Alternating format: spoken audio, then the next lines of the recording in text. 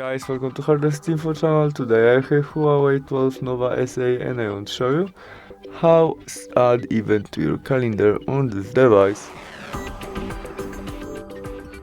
First, open calendar application.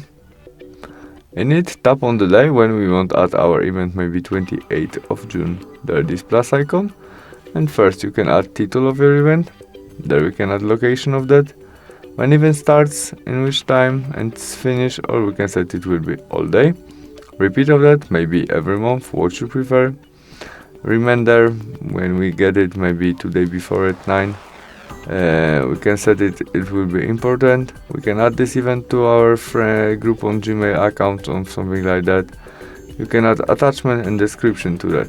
After you set all you need, we press this icon and we have it. Thanks for watching, see you soon, bye.